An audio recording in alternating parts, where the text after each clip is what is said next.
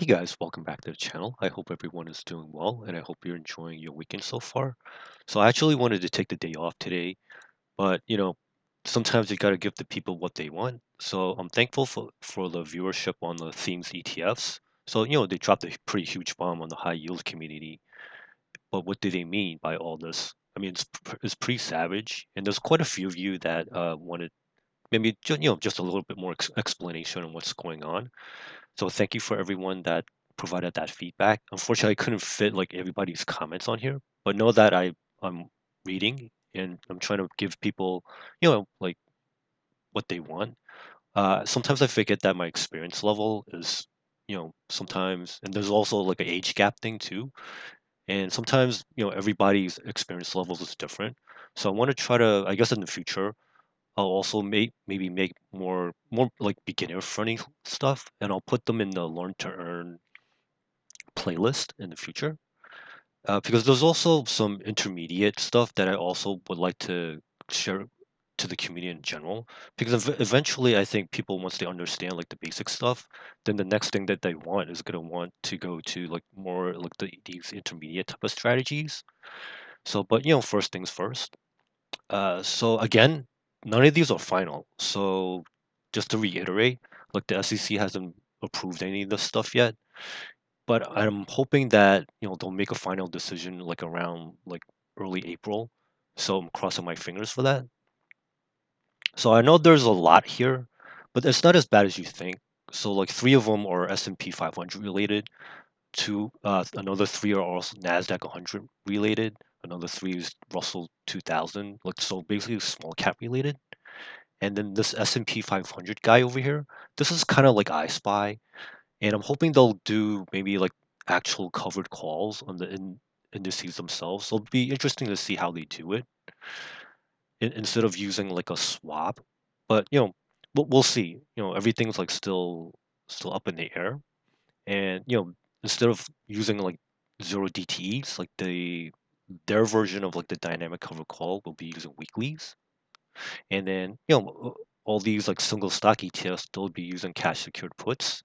And then the VIX will be really interesting because this will probably be like the first or or one of the first that's using like a cash secured put on the VIX itself. So hopefully by now, most of you guys are familiar with just like basic cash secured put because it's just like one like a single option. And I want to kind of break down like these what they call like the dual options ETFs. So again, don't get confused with all the fancy marketing names. This is basically just a short strangle. So a short strangle is basically you're shorting a call and you're shorting a put at the same time. Ideally, you want to stay away from like the short strikes. So ideally, as long as you don't go past like the short strikes, the strategy will make money. And if you really think about it, this is really just a variation on a covered call. So what do I mean by that? So instead of using like stocks or like a synthetic strategy such as a long call and a short put, well, you're just using just a short put like directly. So you can kind of bypass like a few steps. And here, this is just like a screenshot from the Thinkorswim platform. And I just try to model out like a basic like strangle on the rut. So basically, this is the Russell 2000. So basically, the small caps. So at the time of this recording, like if I just try to price out like the February like fifth strike, just to kind of approximate what you can probably get on like something like this. So if you're selling the 1995 call, and then the 1940 put, you collect 600 and roughly like 645, maybe 650, depending on how you actually get filled. So you're collecting $650 upfront. But these are the reason why I'm excited for this is because like when you're shorting strangles, you're selling both a put and a call. This is very capital intensive for most retail traders. So this is why I'm really happy that someone's bringing this stuff to like the masses. Because when you look at this, just like the basic buying power effect, and this is for Thinkorswim, by the way. And I'm using this on like the simulated trading platform because I don't want to send like orders like accidentally into the market. Because look at this. This is pretty expensive. Now, and even then, like they're pretty good with like the actual margining process. So this will set you back almost like $37,000 to do. So I don't know about you, but like just doing one would be kind of, it's pretty heavy. Like it takes up a lot of like buying power, and you're only collecting $655 up front. And by the way, let me know if this type of like diagram. I used to test this out on like some of the younger people that I know in my life, like kids of like my friends or like younger family members. And I found like they find this type of diagram like helpful. So let me know in the future if you want me to keep this kind of stuff for like in the future. Like for example, like some people like to look at numbers like myself, but other people I find like it's helpful when you kind of like draw stuff out like this. So let me know like if this is helpful or not. So for example, like you short call 1995, and then you want to short put like 1940, because right now like the price at the time of this recording is around 1966. So basically you're giving yourself like some room to maneuver. So you're selling this out of the money, and basically the goal of the strategy is you want to stay away from these short strikes. So let me know if this helps or not. And then you have like the enhanced dual options spread. Again, this is like this long-winded like marketing name, but this is just like an iron condor. So I know like some of these like terms are like there's all this like jargon and stuff, but you want to just like break it down to like the simplest steps. So basically, this is similar to like what you see here, like the strangle over here, but you have added long legs for protection. And basically, in the perspective, they mentioned like they also want to have like a stop loss, which I think is kind of interesting, or it's kind of weird to me actually, because like an iron condor, you already have protection in the form of like the long legs. Basically, you're buying like insurance on top of like selling like these short strikes. In this case, like what I did was I modeled like a sample trade, and I made it $5 wide. So the maximum risk in this case, like if I'm reading like the prospectus correctly, like it's $5 wide times 100 multiplier, because like for most option contracts, it's based off of like 100 shares. And then also since they're doing like a stop loss that's like two times like the strike width, your maximum risk on this type of trade would be $1,000, at least according to like how I'm reading it. But notice how like the credit like shrivels up a lot, because like you're only collecting a buck 60. So I mean it's not bad. It's really like 16% return on capital if everything goes right. Like basically it's the same thing. You want this to like kind of stay within like the short strikes. So for example, remember when we're back here, like we have a 1995 and a 1940 like short strikes, and you go back here. So what you want to do to protect yourself, you want to buy like the one like options that are slightly like wider than that, just to make sure, just in case like if the market goes like really high or like really low, at least like this caps your risk. And that's the reason why you have to buy like like the the long strikes for protection. And again, maybe this type of diagram might be helpful for some folks. So basically, you're buying like 1990. Sorry, let me start over again.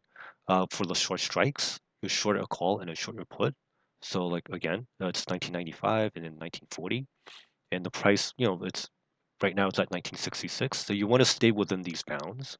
And then the only difference between an iron condor and strangle is that you're buying like another set of options just to kind of like cap the risk. So in theory, remember, like you can only lose one way. So you're like either the market like closes like way above this, or you close way below these guys, or you stay in the middle. So if you happen to lose, you can only lose in one direction. So that's why the risk is capped to like the difference between like the strikes. Or if, I guess like if you're doing like these like fancy stop orders, that might help.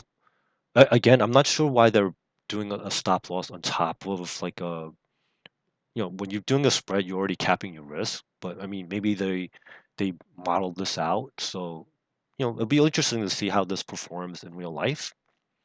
So again, like the ultra enhanced, again, it's just a marketing name, and there's now they're just using like a wider stop loss. So in this case, it's $5 wide times 100 multiplier.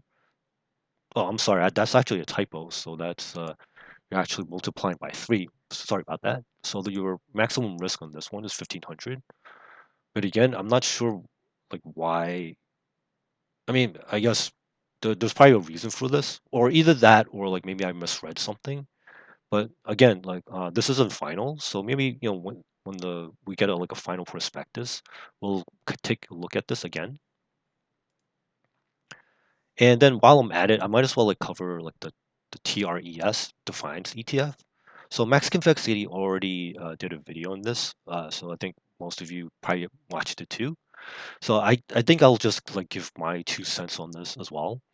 So while on it, because like sometimes like these like four-legged option trades like are kind of funky, but once you break them down, they're not that bad. So I'm gonna do the same thing or attempt to do the same thing with the treasury fund. So originally they had like the on the perspectives, like they kept it open ended, and I'm glad they did because like this offers like more chance for people to kind of like morph like their trades. So basically, a debit spread they can be in the form of verticals or calendars, and sometimes calendar spreads are called horizontal spreads, and we'll see that in a second. So debit spreads are kind of like the opposite of what we see here.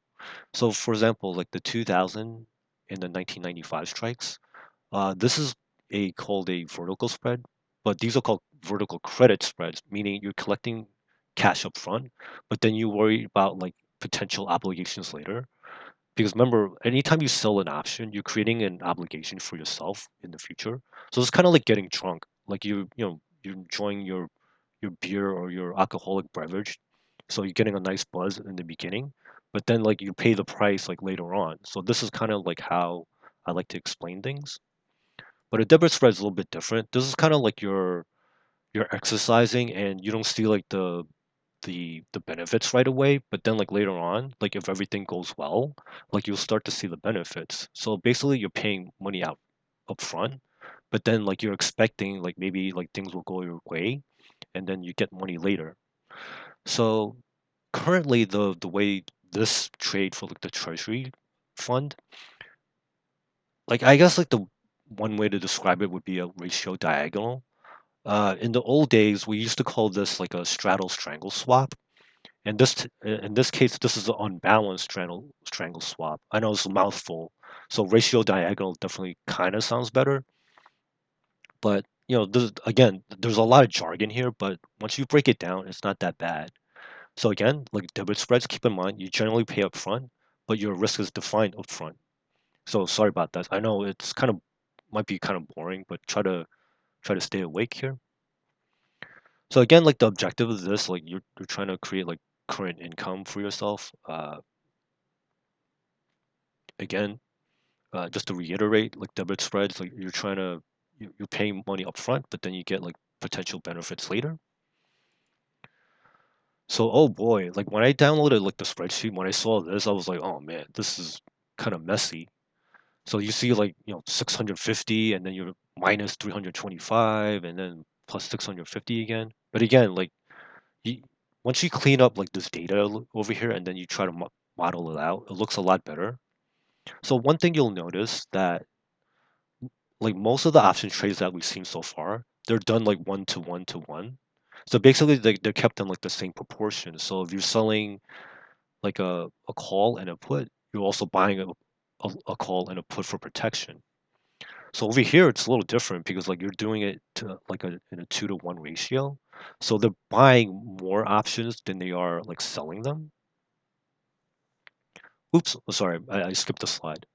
Uh, Now, some people also like to call this a mullet trade because it's business on the front and then party in the back. And what I mean by that is like the business on the front, meaning you're collecting credits up front, but then later on, like if everything goes well, like you actually might be able to offset like some of the cost of like these long options and then you could potentially actually make like an additional money on top of what you paid for these options. So let's say like right now, like let's say the market stays kind of flat, and ideally that's what you want for at least in the beginning. Because remember, when you're shorting options, you want stuff to kind of like stay in the middle, and then later on, like you want like the long options to kind of like you want boom boom. You want stuff to either go really up or you want stuff to really to go really down. And again, like all you have to do is kind of break these down into like the component pieces. So one way to think about this is that you're doing a diagonal spread, and you can kind of see why it's kind of diagonal because you're selling something in one expiration, and then you're buying something else at a later expiration, and that's why. And this is where like the horizontal comes in because like this is how they used to refer to calendar spreads. I think calendar spreads for most people is easy to understand. A calendar spread, like you have like something short in the front month, meaning in one expiration, and then you're long in another expiration. Or another way to explain it is that remember what I said, like that funky name, like the straddle strangle swap. See, it's hard to say like straddle strangle swap. So a diagonal sounds much better. It's easier to say. So again, once you break it down, like you have a straddle in the beginning, so like a straddle and one expiration. And a straddle is really a strangle, but with the strikes kind of mushed together, all like sharing the same strike. So you're selling a call at like let's say in this example, you're selling at the 93 strike, and you're selling a put at the 93 strike. And then like then you have like the kind of like a reverse strangle from like the previous example. So in this case, like you're actually buying a strangle, so you're long a call and then you're long a put. And then in this case, like you have a 94, 92. So this is actually kind of like nice and tight. So there's like a little bit of wiggle room. So ideally, you want like something boring in the beginning, and then like eventually, if you want to keep this trade like kind of like the way it is, eventually you want this like these guys to kind of expire, kind of worthless, or like you basically you want like to maximize like the time decay. And just like one technical note, like the reason why I'm guessing why they chose to sell a straddle instead of a strangle. I think they wanted to maximize like the time decay because like if you go back to like the options 101, like the textbooks and stuff, like the rate of like time decay is biggest at like the at the money strikes. So right now it's probably not at the money. Like, I'm sure like this trade has moved like since then. I didn't take a look at like all the trades all day long. But of course, like you can always watch Max Convexity stuff because like he's like more current on this type of material. I'm just doing this just to kind of help explain while I'm at it, explaining straddles, strangles, and iron condors and all this kind of crazy stuff.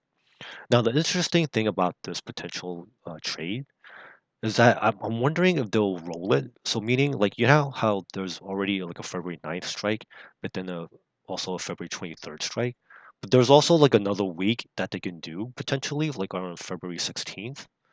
So I wonder if they'll roll this forward eventually to like maybe like the February 16th strike, and then eventually also to like a February 23rd strike. Because if that's the case, your end product will be called something like I don't know if this is like the correct technical term, but if they kept everything like one to one, this would be called the iron butterfly. And I'm choosing to use like I've seen like different terms for this because like it's I guess you can call it a ratio iron butterfly, but this could also be called a unbalanced iron butterfly. I know like some of these names are just like your head's gonna hurt. But remember once you break things down to like the component pieces and you understand like some of the previous stuff. Remember what I explained like an iron condor? So you had this is like kind of the same structure, but remember why it's called a butterfly? Uh, it's because like it's basically the same thing except remember that like the ones the short options, the mush together, so it's tighter, and that's why it's called a butterfly rather than like a condor. Because I think when people originally came up with like, these crazy names, they're trying to like come up with something that's like a colorful like imagery. So I'm thinking like a butterfly, it's like a smaller version of like a iron condor, and that's why like I think that's how like these crazy names came up originally. But like it's just like the way things are. So just gotta go with the flow, I guess. So I know it's this is wild. But remember, just like take your time and like kind of think through like the component pieces and break it down like step by step. And this is what like this like the end product will be. And it'll be interesting to see how like this trade performs. I know not everybody will gravitate towards this because it's pretty funky. And just to kind of help you with the visuals, I also modeled this in the Thinkorswim platform, and just to kind of show you what the potential P&L uh, payoff would look like. So ideally, you'll want to maximize like the theta burn, but in case like there's like a big move either up or down, you can see like potential unlimited upside, and like yeah, you just have to make sure like it moves enough like past like the short strikes. So remember, like in the iron condors, like you want to kind of stay within like the short strikes, but like for this kind of funky trade, you actually want it to like move like past like 94 and past 92.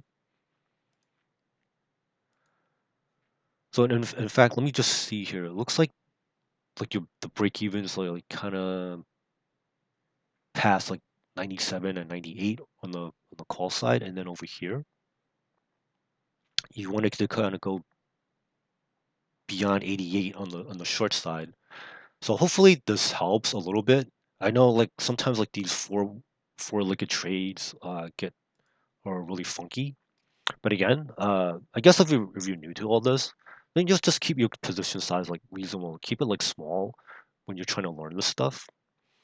And of course, like another risk is that I hope people don't just pile in like without understanding the actual strategy itself, because otherwise like you might regret it later, and then also kind of screws things up for people that are also like already in the fund. So guys, don't just like stick everything like all at once. Like take your time, learn these strategies, uh, allocate at a reasonable level like month to month, or like whenever you get it like something from a paycheck, stick a small piece of it like over time just to see how like it'll react, because some of you might not actually like the stuff, and that's okay. Like there's plenty of other ETFs for you to enjoy.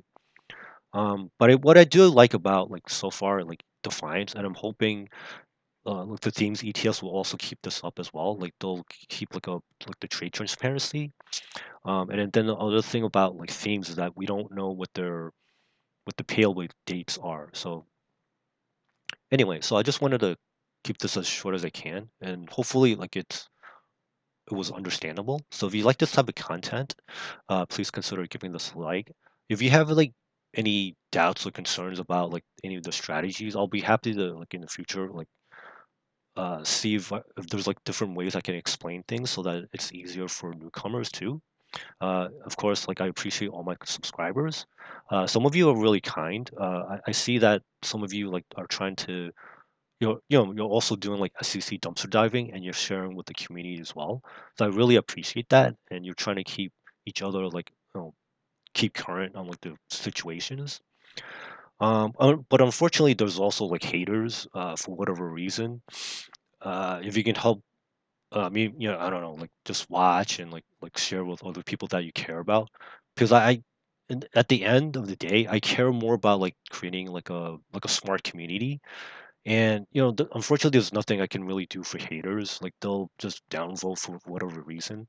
But at the same time, I also want to keep like this information to like even if you're not experience, eventually you'll get there, you'll understand this stuff, and I want to eventually improve like the quality of the content, and I also want to start pushing out like more intermediate content. So I know, don't feel bad if like this seems like maybe over your head. It takes some time and to some effort to kind of understand this stuff like step by step. And I really, I just want to say thank you for all the subscribers and some of the more constructive comments that I'm getting. So otherwise, like, if people keep hate on the videos, then like, they're not gonna perform well, and then I'm gonna have to like start selling like twerking videos online, and I don't want that. You guys don't want that. So again, thank you for watching. I hope people make some good money out there. I hope people learn stuff and have a great one, and I'll see you in the next video. Bye now.